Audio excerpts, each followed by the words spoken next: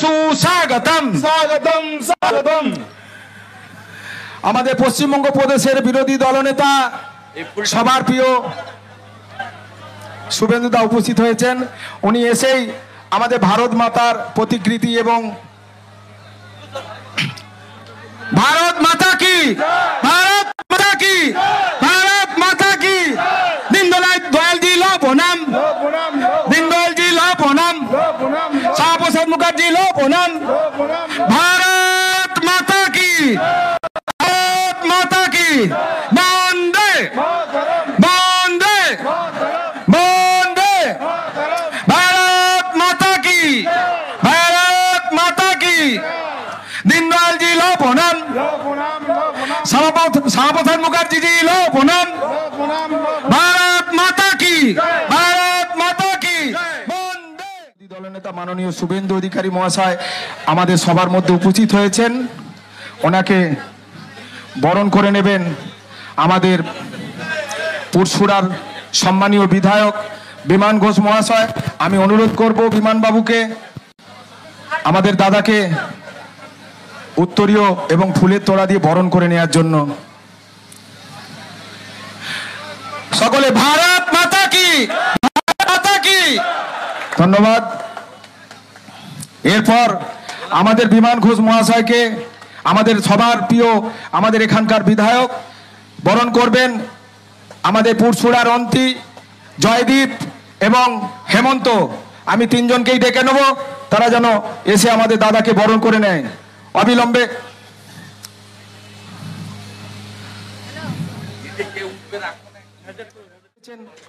আমরা এই কামনা রাখি, আমাদের পাশে উনি থেকেছেন, থাকবেন, কথা দিয়েছেন।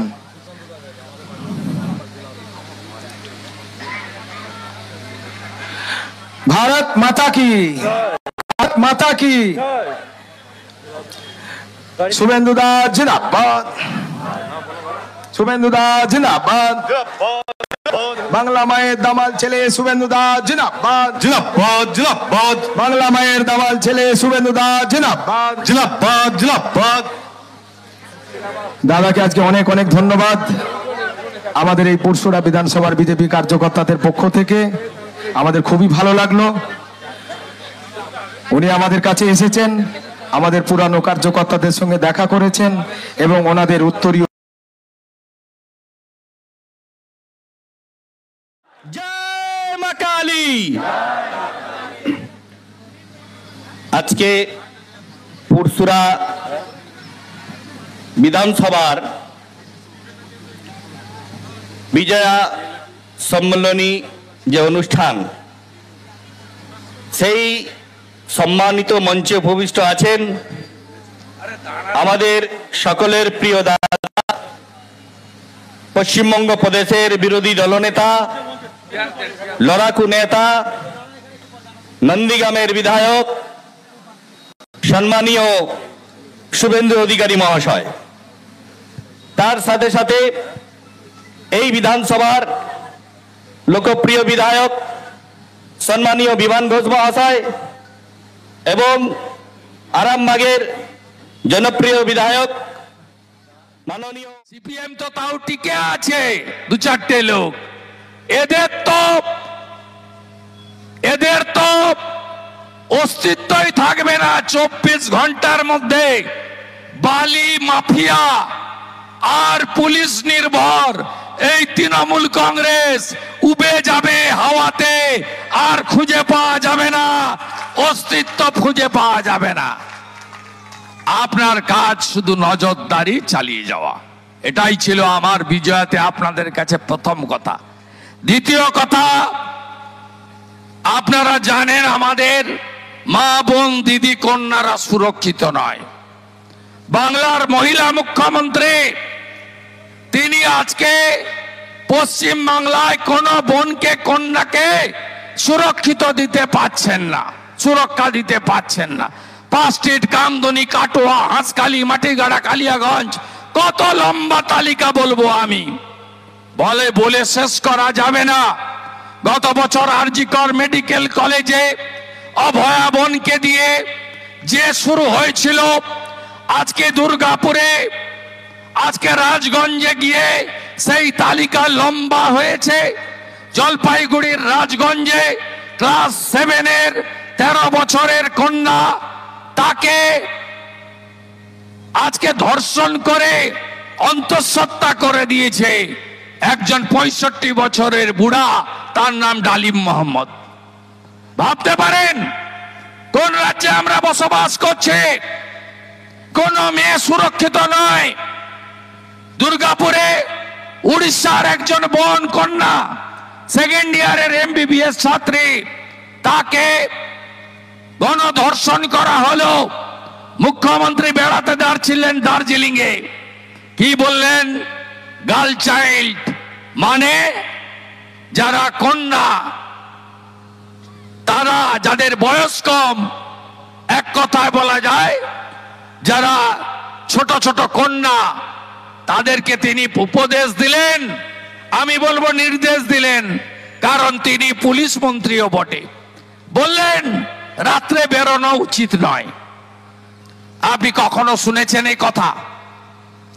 তাহলে রাত্রে বিয়ে বাড়ি বন্ধ করে দিন, অনুষ্ঠান বাড়ি বন্ধ করে দিন, নাইট কলেজ বন্ধ করে দিন, এবং লকডাউনের মতো সন্ধ্যা 6টার পরে সূর্য ডুবে গেলে সব বন্ধ করে দিন আপনি। তাই তো আপনাকে লোক হীরক রানী বলে। করে দিন আপনি। এটা কোন মুখ্যমন্ত্রীর ভাষা? বলছে মেয়েদের সুরক্ষা, মেয়েরা বুঝে নাও। হাত তুলে নিলেন এই মুখ্যমন্ত্রী। এরপরেও আপনি বলবেন যে বাংলার মেয়েকে আবার চাই? আশা করি আওয়াজ উঠবে মা বোন দিদিদের থেকে। নারী সুরক্ষা, নারী সম্মান এবং কন্যা রত্নকে সুরক্ষিত রাখতে হবে, এটাই হোক 26-এ মূল স্লোগান। সাথে সাথে প্রতিষ্ঠান বিরোধিতা ঝড় বইছে। চাকরি নেই, শিল্প নেই, শিক্ষা নেই, ধানের দাম নেই, আলুর দাম নেই, ফি বছর বন্যা, আর কখনো বলে ডিবিসি, কখনো বলে ভুটান। 14.5 বছর ধরে এই কথাই শুনতে শুনতে কান পচে গেল সবার। কি মুখ্যমন্ত্রী! এখানে কলকাতাতে বৃষ্টি হলো, বলছে ফারাক্কার জল আমার বাড়িতে ঢুকে গেছে। ভাবতে পারেন? আমি তো বললাম ক্লাস 7-এর ভূগোল বইটা মাননীয় পড়ুন। ডক্টর শ্যামা প্রসাদ মুখার্জি এই বাংলাকে বাঙালি হিন্দুদের হোমল্যান্ডের জন্য দিয়ে গেছেন, তাকে রক্ষা করতে হবে আমাদের সকলকে। 8,200 বিদ্যালয় বন্ধ করলো কে? মমতা ব্যানার্জি। আবার কে? টাটা সহ 6,888 কারখানাকে তাড়ালো কে? মমতা ব্যানার্জি। আবার কে? 2,15,00,000 বেকারকে বেকার রাখলোকে? মমতা ব্যানার্জি। আবার কে? 60 লক্ষ যুবক যাই শ্রমিক বানালো কে? মমতা ব্যানার্জি। আবার কে? 8 লক্ষ টাকা কোটি টাকা ঋণ করলো কে? মমতা ব্যানার্জি। আবার কে? বাবা বলে মাথা পিছু ঋণ ছিল 19,000, মমতা ব্যানার্জি সেটাকে বাড়িয়ে খেলা মেলা দান খয়রাতি করে 80,000 টাকায় পরিণত করেছে। একে তাড়াতেই হবে, তাড়াতেই হবে, তাড়াতেই হবে। নন্দীগ্রামে হারিয়েছি, ভবানীপুরেও হারাবো। আপনারা দিকে দিকে পদ্ম ফুল ফুটিয়ে সুশাসন, সুরক্ষা, যোগী আদিত্যনাথের মতো, হেমন্ত বিশ্ব শর্মার মতো আপনারা একটি সরকার তৈরি করুন, যে সরকার শিল্প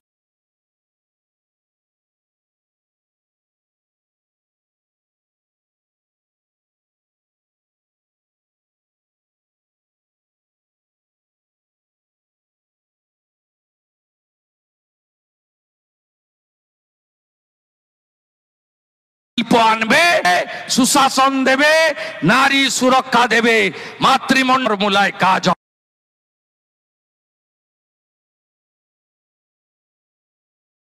হবে, ধর্ষককে জমা নেওয়া হবে, খরচ করে দেওয়া হবে 24 ঘন্টার মধ্যে। কথা দিয়ে গেলাম আপনাদের। সবাই ভালো থাকবেন।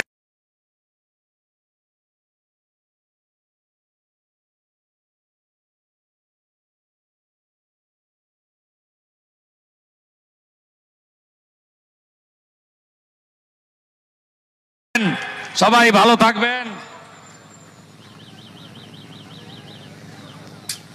এটা তো আমি জানি, জঙ্গলপাড়া রসুলপাড়া হল স্টেশন। আমি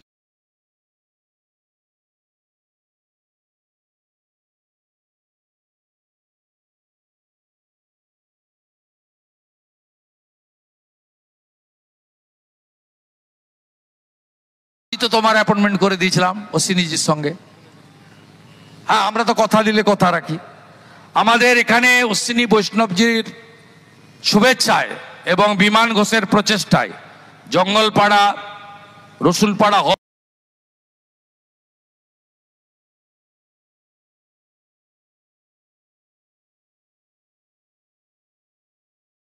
স্টেশন সার্ভে হয়ে গেছে এবং কাজ দ্রুত শুরু হবে। এটা আমি আপনাদের কাছে ঘোষণা করলাম, কারণ এই বিষয়টাতে বিমান সামনে থেকে করেছে, পিছনে আমারও একটু ছোট্ট ভূমিকা ছিল। সবাই ভালো থাকবেন। আগামী 27 তারিখে সুশান্ত ঘোষ বলেছেন খানাকুলে আসব। একটি জগদ্ধাত্রী মন্দির তৈরি হয়েছে উদ্বোধন করার জন্য। আবার এই অঞ্চলে দেখা হবে। সবাই ভালো থাকবেন। ভারত মাতা কি। ভারত।